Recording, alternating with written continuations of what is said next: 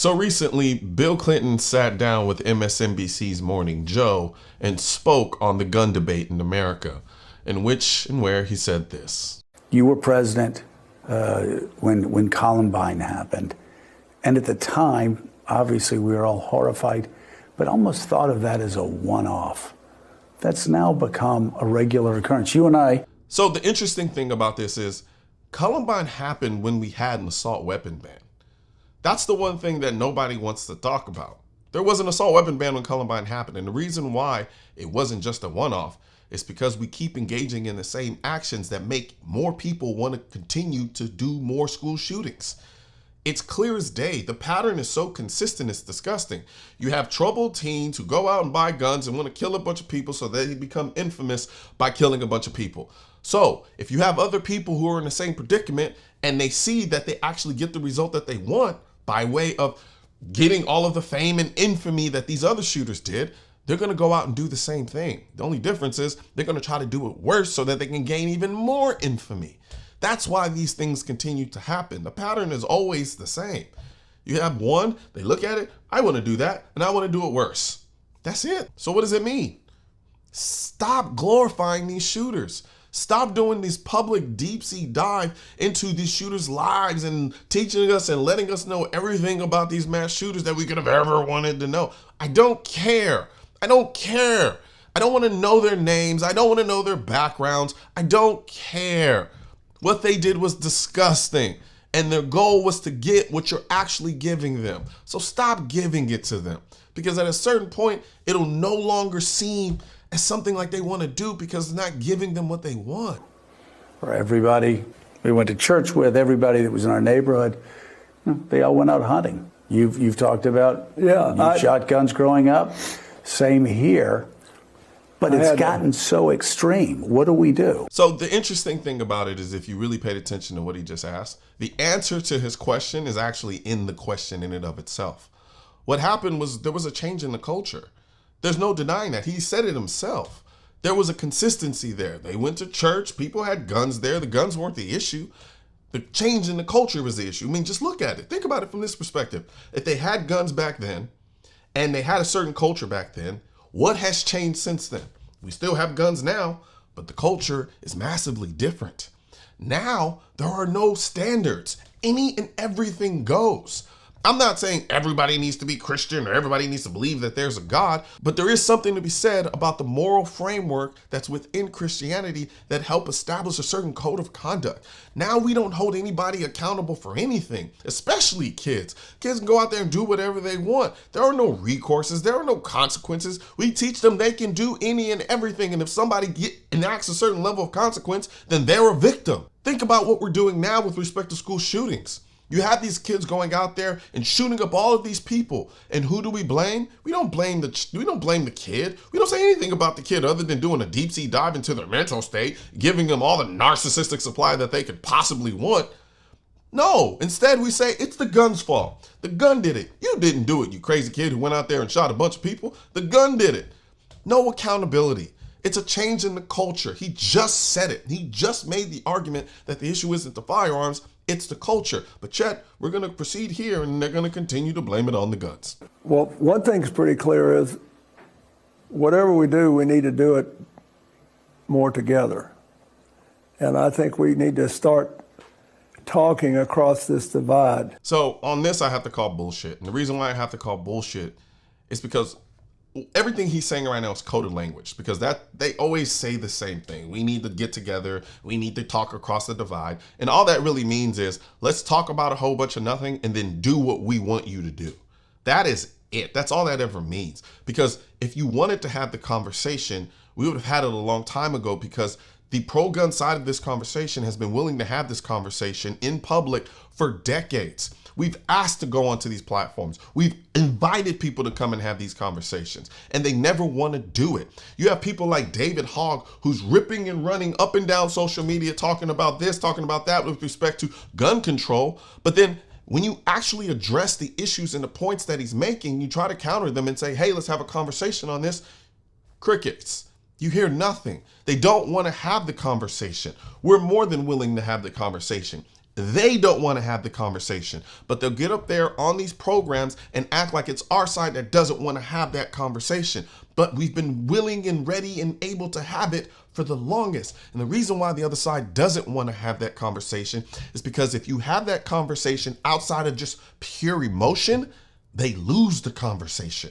And they don't want to acknowledge that. So they have to gaslight us and the rest of the country and say, well, we should definitely have a conversation and talk across the divide. We should definitely want to come together and be one and unify. No, all that means is we do a lot of this and then do what we want to do. I remember when Jack Brooks, who was a congressman from Texas, had enjoyed the support of the NRA in every election he was ever in, and Tom Foley, the Speaker of the House from Washington. They both told me that when the Senate put in the assault weapons ban into the crime bill, which I wanted, that if I signed it, we would lose the House. And we did. So what Bill just exposed was the importance of culture. You know, I get up here at the end of these videos and I talk about how there's a culture war against the Second Amendment, and there is. And the reason why there is because at some point they changed strategies. And they change strategies when they realize the only way they're going to be able to get what they want is if they change the culture. Because during that time period, the culture was very much pro-gun. So they couldn't pass their gun control laws. And then they said to themselves, well, what we need to do is start affecting the next generation. And so that when that generation gets old enough to vote, they start voting in our favor, i.e. changing the culture. That's why I always say it's very important to have the conversations with different people in person, in your life. And the youth. This is why the conversations on the high school level don't happen the way they need to happen, because they want to control the narrative with respect to the culture. And as long as they can cultivate a culture that is anti-firearm, anti-Second Amendment, they'll be able to get what they want politically. And they lost their seats because of the ability of the NRA to terrify people. Another strategy that they like to engage in is to set up a boogeyman. And for them, their boogeyman is the NRA. You notice how he said it's because the NRA has been able to scare people. Well, you got to remember, the NRA can't scare or do anything if it doesn't have the support of the people. You got to remember, the money that the NRA gets comes from the people. The money that any gun organization gets comes from the people. However, when you look at where the money is coming from these anti-gun groups, they're coming from very few people. They're not coming from the groups of people who are like, oh, we want more gun control. They're not getting their money from there. They're getting them from billionaires that have their own agenda. Billionaires like Michael Bloomberg. So this whole idea and this notion, and hell, Bloomberg outspent the NRA by himself. By himself.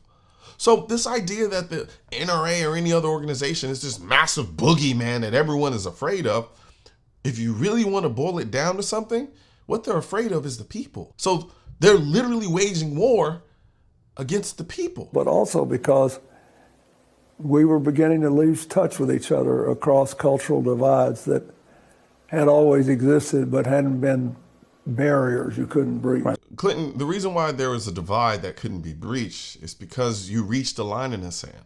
You see, we're not stupid. We knew that inevitably the solution, anytime something like this happens, anytime there's a shooting, we always knew essentially it was going to be, okay, well, we need more gun control. And then after that, we need more gun control. And then after that, we need more gun control. We've reached the point where that is no longer a solution because, one, it's not working. And two, we've reached the point where now you're putting us in a precarious situation where we're in more danger than not because you're taking away our ability to own guns that we need to protect ourselves. That's why we reached a point where there was a massive divide, because your solution to everything was always, let's restrict this right even further, because you don't want to entertain or acknowledge any other solution other than let's infringe on your right. And you may have grounding, you may have had grounding if that solution actually worked. But we've demonstrated to you with logic, with reasoning, with stats, with anecdotal information, with mass information, all of it. We've explained to you why it doesn't work and why it makes us more unsafe. But because your inherent goal is to gain control, none of that stuff really rang clear to you guys. So what ended up happening is we said, no more, enough of this. Because you're just going to continue to leverage these shootings to strip us away of our fundamental rights, which we need to protect ourselves. And because your goal is control and our goal is safety, true safety, not the appearance of it, we said, no, enough is enough. And that's why That's why you cannot get a crossing the divide, because your only solution is to take guns. And we've capitulated for a very long time now. And now we're like, no more. It is not rational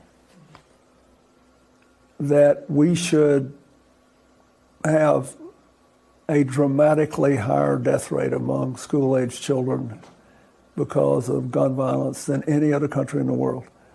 And, you know, a lot of people get mad about this thoughts and prayers. What's not rational is that there are kids who are willing to just take life without even thinking about it. What's not rational is that a kid would plan for months and months and months and months to go and kill as many people as possible. What's not rational is for kids to, on a daily basis, gun each other down in the streets without even thinking about it. There's nothing rational about that. You're absolutely correct.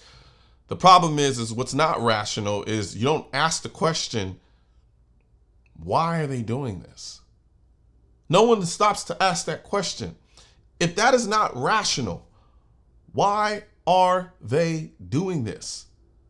That's the question that nobody seems to ask. We always ask the question, how can we pass more gun control?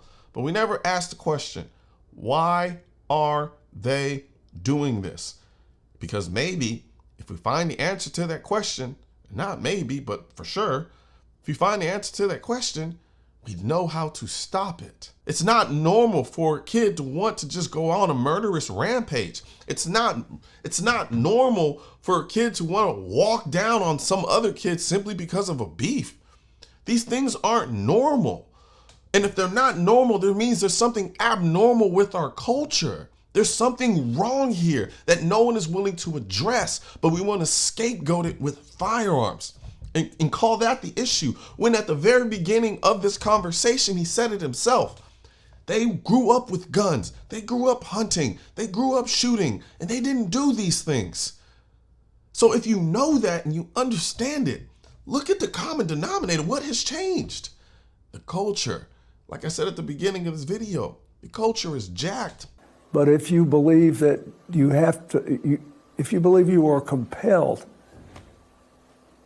to let kids die in order to keep your freedoms, that's sort of the way this debate is. And that, ladies and gentlemen, is the exact reason why there will always be a massive divide when it comes to this debate, because they always frame the argument as if you don't agree with us on how to keep kids safe, you must want kids to die. At no point do they acknowledge the fact that this has nothing to do with freedom. This has everything to do with our ability to protect ourselves, because we know we can't rely on the government to do it. So when they come in and have this conversation and say things like, well, you're putting your freedom over the lives of children, you dingbat. Most people carry firearms. The vast majority of people carry firearms so that they can protect themselves, so that they can save lives. But the problem is you see it as, if you don't agree with me on how to fix this solution, you're just as evil as the people committing the act. How am I supposed to have a conversation with you about this issue? How are we supposed to come to the table and agree on a solution on this issue when you're literally calling me the demon, equivalent to the demon engaging in the behavior, simply because I don't agree with you on how to fix it? That is the problem. That is the issue. This isn't about putting our freedoms over the lives of other people. That doesn't even make any sense. Why do we want that freedom in the first place? So that we can protect our lives, because we know we can't depend on you to do it. They make it seem as if we just want this freedom on some random, arbitrary reason that has nothing to do with any benefit whatsoever other than because I want it. That doesn't make any sense. The vast majority of people, the overwhelming vast majority of people, own firearms for self-protection. So they want the freedom so that they can protect themselves. I don't understand how you can look at yourself and honestly say that without blinking. And the reason why they do that is because they want to minimize why the Second Amendment is so important. Because again, our end goals aren't the same. His end goal and my end goal are not the same. I want people to be able to exercise their Second Amendment rights so that they can adequately protect themselves. He wants to limit the Second Amendment rights so that government can better control the people, regardless of whether or not it actually keeps them safe. but it definitely gives them more control. You're talking as if a lot of these gun owners don't have children themselves. So you're sitting here literally telling people that these gun owners with children would rather put their freedom over their children, under the guise that their freedom has no benefit whatsoever to the protection of their children. That is the very disgusting way that they are having this argument. And that's why this conversation with respect to the gun debate will always have a monumentally wide gap between the anti-guns and the pro-guns, because the anti-gun side of it is having the conversation so dishonestly, and they control the megaphone that the vast majority of people in the middle hear. You know, we talk a lot about empowerment in this country, except for when it comes to the Second Amendment. However, I can't think of anything more empowering than having the most effective tool to protect you and your family. So help me spread this message by liking and sharing this video with everyone you know. And don't forget to subscribe and leave a comment, because the Second Amendment, when it said militia, it wasn't talking about the government. It was talking about you. Also, if you want to know where to find the I'm the Militia shirt and merchandise, click the I'm the Militia link in the description section of this video. And don't forget to subscribe to the channel. And most importantly, make sure you hit that bell symbol.